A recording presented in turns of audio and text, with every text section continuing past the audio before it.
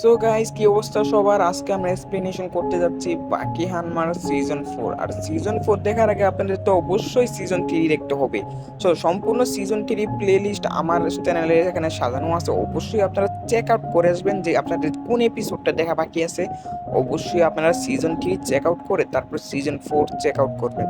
So আমরা এখন আমাদের ভিডিওর মেইন পয়েন্টে চলে যাব। So let's start. এপিসোডের শুরুতে আমরা দেখতে পাই যে বাকি জাপানে ফিরে এসেছে এবং তার কাছে ক্যাপ্টেন সাহেব গিয়ে তাকে কোশ্চেন করে, তো বাকি তুমি বলো, পুরো ওয়ার্ল্ডের সবচেয়ে শক্তিশালী মানুষ আসলে কে? সরি, তাকে মানুষ বলা হয়নি, তাকে বলা হয় সবচেয়ে শক্তিশালী জিনিস আসলে কি। তখন বাকি বলে, তাহলে এটা তো হবে আমার বাবা। কিন্তু ক্যাপ্টেন সাহেব বলে, তুমি ভুল বলছো। আমি বললাম যে পুরো ইতিহাসে সবচেয়ে শক্তিশালী কে। তখন বাকি বলে, পুরো ইতিহাসে সবচেয়ে শক্তিশালী এটা তো টাইরানোসরাস, বা যাকে আমরা সকলে টিরেক্স বলি, তাই না? মানে এটাকে ডাইনোসর। তখন বাকি একটি নিউজ পেপার চেক আউট করে, যেখানে একজন ফাইটারের চেহারা ছিল এবং সে ওই টিরেক্স থেকেও বেশি শক্তিশালী, যার নাম ছিল পিকেল। তারপর আমাদের সিনটা সেখান থেকে কাট হয়ে যায় এবং আমাদেরকে একটি গুহায় নিয়ে যাওয়া হয়। সেখানে আমরা কিছু লোকদেরকে দেখতে পাই, তারা একটি নতুন জিনিস আবিষ্কার করেছে। তারা বরফের মধ্যে ফ্রিজিং অবস্থায় একটি ডাইনোসর খুঁজে পায়, যেটা ছিল টাইরানোসোরাস বা টিরেক্স। এমনকি তারা সেটার থেকে বেশি অবাক হয় সেটার পাশে একজন হিউম্যানকে দেখতে পেয়ে। কারণ ডাইনোসর আমলে তো এখানে কোনো হিউম্যান ছিল না। তাহলে এই হিউম্যান সেখানে কোথায় থেকে এলো? এছাড়া তাকে দেখে মনে হচ্ছিল সে যেন ওই টিরেক্স এর উপরে হামলা করতে এসেছিল। এটা দেখে তারা সেখানে আর বেশি কথা না বাড়িয়ে তাদেরকে একজন বড় সায়েন্টিস্টের কাছে নিয়ে যাওয়া হয়। সেই বড় সায়েন্টিস্ট তাদের সকলকে বাহবা দেয় এবং জানায় এটা আমাদের জন্য খুবই বড় একটি আবিষ্কার। আর আমরা এটা কোনো গভর্নমেন্টকে জানাতে পারবো না, কারণ আমরা অলরেডি জানিয়েছি যে ডাইনোসর আমলে কোনো মানুষ ছিল না। আর যেহেতু এই মানুষটা ডাইনোসর আমলেরই ছিল, তাহলে আমাদের এই সকল খোঁজ কিন্তু মিথ্যা হয়ে যাবে, যার কারণে অডিয়েন্সরা বা পাবলিকরা আমাদের উপর আর কোনো বিশ্বাসই করবে না।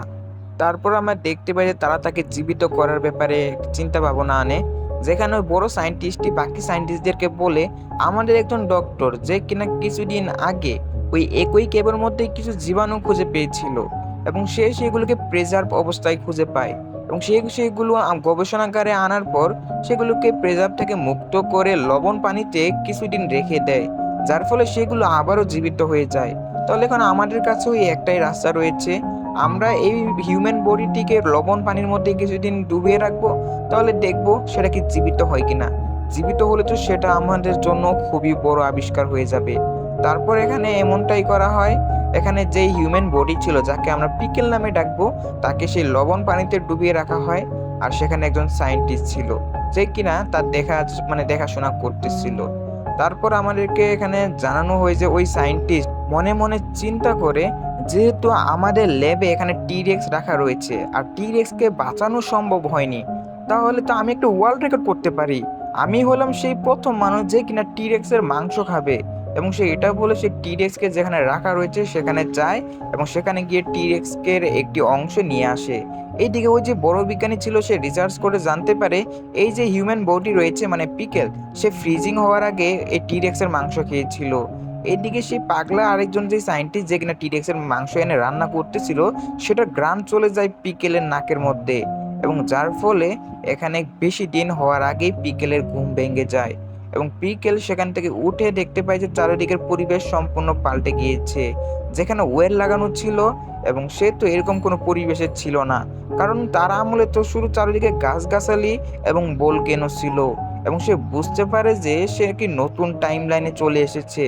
বিকেল সেখান থেকে উঠে পড়ে এবং সে সেই সুঘ্রাণ যে পাচ্ছিল সেটার পিছু করতে থাকে এবং পিছু করতে করতে সেই পাগলা বিজ্ঞানী সেখানে পৌঁছে যায়।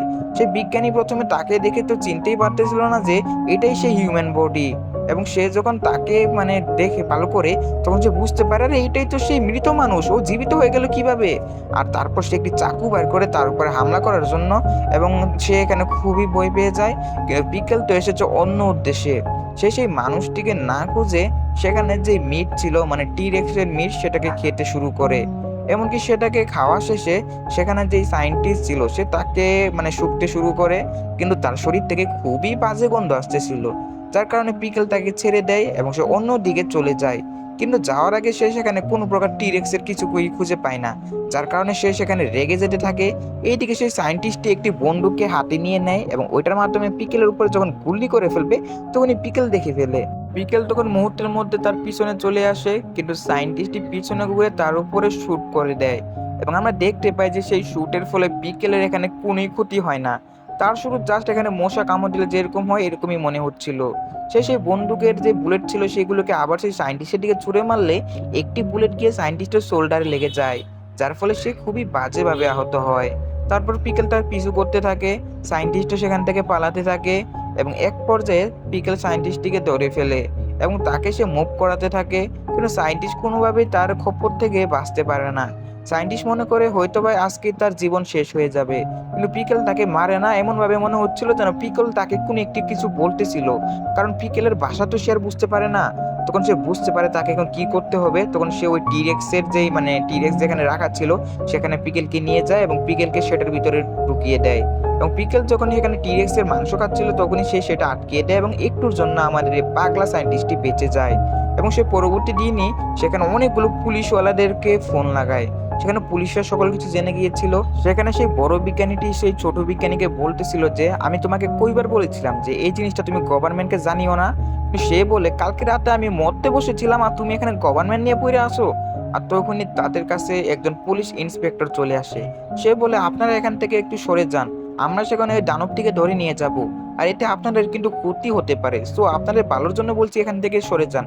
তখন সেখানে যে বড় বিজ্ঞানী ছিল সে বলে আচ্ছা তোমরা ওকে যাই করো, কিন্তু তাকে কিন্তু তোমরা আঘাত দিতে পারবে না, আঘাত দিলে আমার থেকে বড় খারাপ আর কেউ হবে না। তখন তারা যখন কথা বলতেছিল সেখানে পুলিশ ইন্সপেক্টর তো খুবই ভাব নিয়ে কথা বলতেছিল। তখনই পিকেল সেখানে ওয়েল ব্যাঙ্গে চলে আসে। পিকেলকে দেখে তো তাদের অবস্থা খুবই খারাপ হয়ে যায়। পিকেল সেখানে এত পরিমাণ লাইট এবং এত পরিমাণ সাউন্ড দেখে সকলের উপরে হামলা করতে থাকে, কারণ পিকেল তো এত কিছুর সামনাসামনি কখনো ফেস করেনি। পিকেল সেখানে সকল কিছু ধ্বংস করে ফেলে এবং তখনই পিকেলকে আটকানোর জন্য তারা মিলিটারি ফোর্সকে ডাকে। এবং মিলিটারি ফোর্সের যে ক্যাপ্টেন ছিল সে এসে বলে তাহলে ওই দানবটা কোথায়, আর তোমরা সবাই তাকে দেখে ভয় পাইতেছো। পিকেল সেখানে চুপচাপ বসেছিল এবং সেই মিলিটারি ফোর্স তার একটি রোবট নিয়ে আসে, যার ভিতরে মিলিটারি কমান্ডার বসেছিল।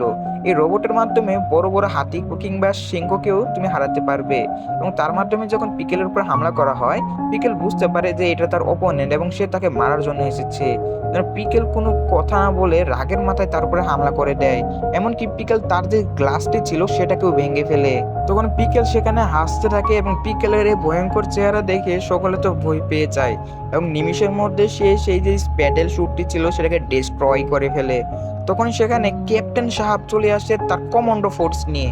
ক্যাপ্টেন সাহাব যাকে তো আপনারা সকলেই চেনেন, সে কমান্ডো ফোর্সগুলো আনার পর তারপরে হামলা না করে সে পিকেলের মতোই ড্রেস আপ করে নেয়, মানে পিকেলের মতো শরীর থেকে পোশাক খুলে পিকেলের কাছে চলে যায়।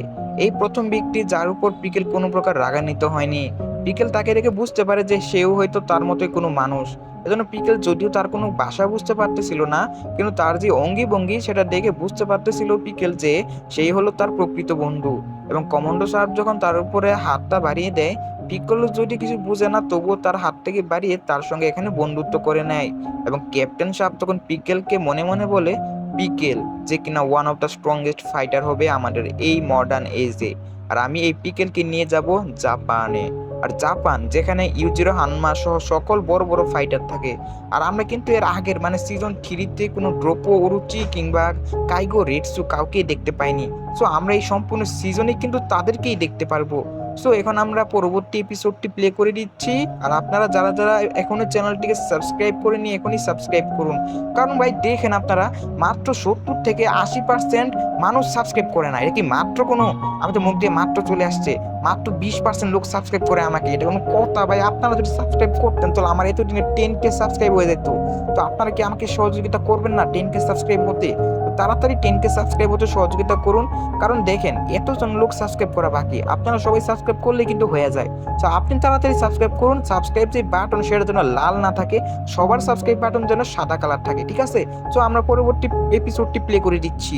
সো এখানে এপিসোডের শুরুতে আমরা দেখতে পাই যে পিকেলকে জাপানে নিয়ে আসা হয়েছে এবং বাকি এই বিষয়টা টিভিতে খেয়াল করতেছিল এবং পিকেলকে সেখানে হাই সিকিউরিটি গার্ডের সঙ্গে নিয়ে আসা হচ্ছিল।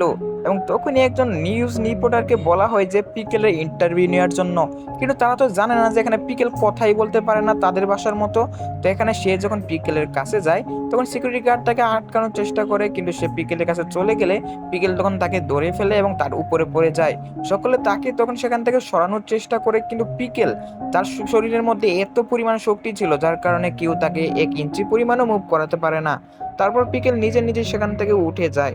আর এখানে টিভিতে সে যে বড় বিজ্ঞানী ছিল সে সকলের কাছে ক্ষমা চায় যে পিকেল যে কিনা ডাইনোসর আমলের একজন মানুষ। এবং পৃথিবীতে যখন এই উল্কাপিণ্ডটা পড়েছিল তখন কিন্তু সকল কিছু বিলুপ্ত হয়ে গিয়েছিল, কিন্তু এরপরেও যারা জীবিত ছিল তারা সকলে সেখানে ফ্রিজ হয়ে যায়। আর যেটা হয়েছিল পিকেল আর সেই টিরেক্স, যদি আমরা সেই টিরেক্সকে বাঁচাতে পারিনি কিন্তু পিকেলকে আমরা বাঁচাতে পেরেছি, এজন্য সে আমাদের জন্য খুবই বড় একটি খোঁজ। এজন্য আমি আপনাদের কাছে তার পক্ষ থেকে আমি মাপ চাইছি, কারণ পিকেল যে কিনা মডার্ন এজের সঙ্গে নিজেকে এখনো খাপ খাওয়াতে পারেনি। তারপর আমাদেরকে দেখানো হয় যে সকল জনগণরা মিছিল করতেছিল যে পিকেলকে কোনো পানিশমেন্ট দেওয়া হোক, কিন্তু সেখানে তাকে হাই সিকিউরিটি গার্ড দিয়ে আটকিয়ে রাখা হয়। তখনই সেখানে ইউজিরো হানমা চলে আসে। গার্ডসরা তাকে তখন বাধা দেয় ভিতরে যাওয়ার জন্য, কিন্তু ইউজিরো হানমা তখন তাদের উপর রাগ দেখাতে শুরু করে।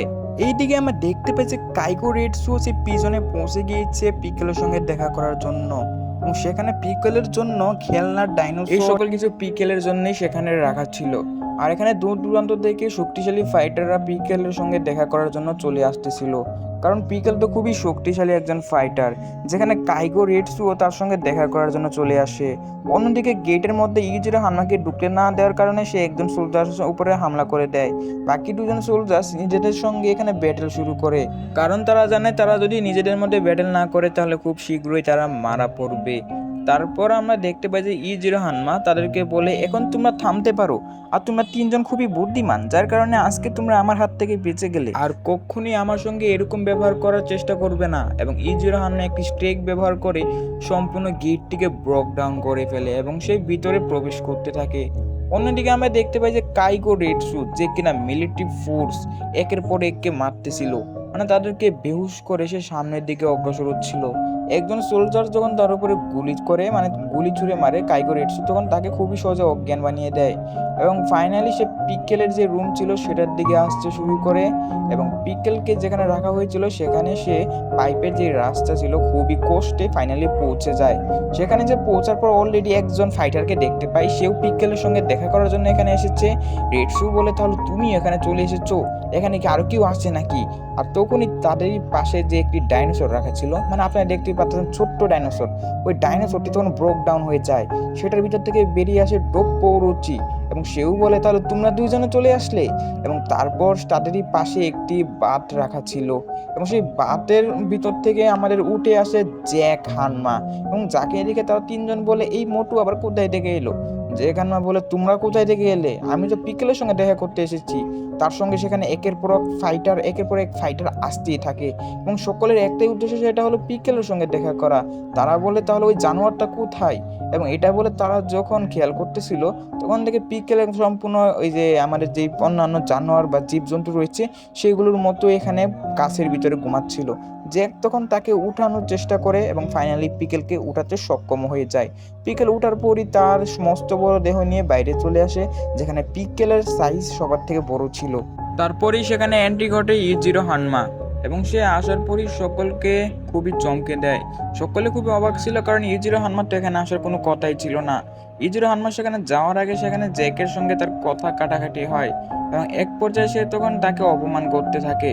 ইউজিরো হানমা বলে তোমার মতো বাচ্চা পোলাপানের সঙ্গে এখানে কি কথা হবে, এবং তখনই সে যখন রেগে যায় তখনই আমাদের যে ইউজিরো হানমা ছিল তার খুবই ভয়ঙ্কর ফেস নিয়ে আসে, কিন্তু সে ডাইরেক্টলি ইউজিরো হানমার উপরে হামলা করতে চলে যায়, যার ফলে ইউজিরো হানমা তার উপরে তেমন একটা হামলা না করে তার যে শু ছিল সেটাকে সে নষ্ট করে ফেলে। তারপরে ইউজিরো হানমা তার শু তার দিকে এখানে ছুঁড়ে মেরে সেখান থেকে পিকেলের দিকে অগ্রসর হতে থাকে।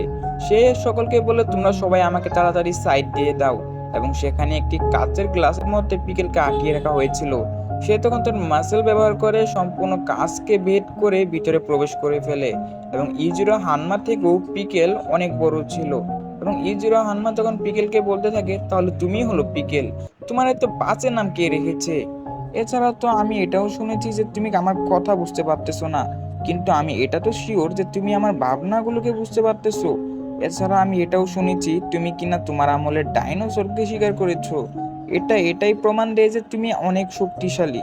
তাহলে পিকেল, তোমার সঙ্গে দেখা হয়ে আমার খুব ভালো লাগলো। এবং এটা বলার পর সে পিকেলের শক্তির আন্দাজা করার জন্য তার হাতটা বাড়িয়ে দেয়। পিকেলও তখন তার হাতটাকে বাড়িয়ে দেয় এবং সেখানে খুবই স্ম্যাশ হয়।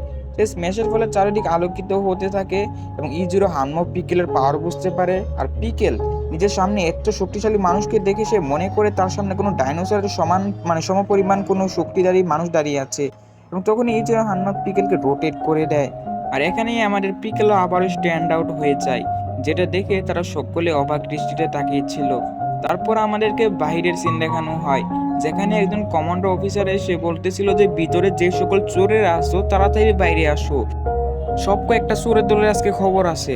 তখনই ইউজিরো হান্না বাইরে চলে আসে এবং তাকে দেখে সে কমান্ডো ইউজিরো হান্নার কাছে চলে যায় এবং বলে, ও স্যার, আপনি ভিতরে, আমাদেরকে আগে বলবেন না, আমরা কিন্তু এখানে চোর বিষয়টা আপনাকে উদ্দেশ্য করে বলিনি।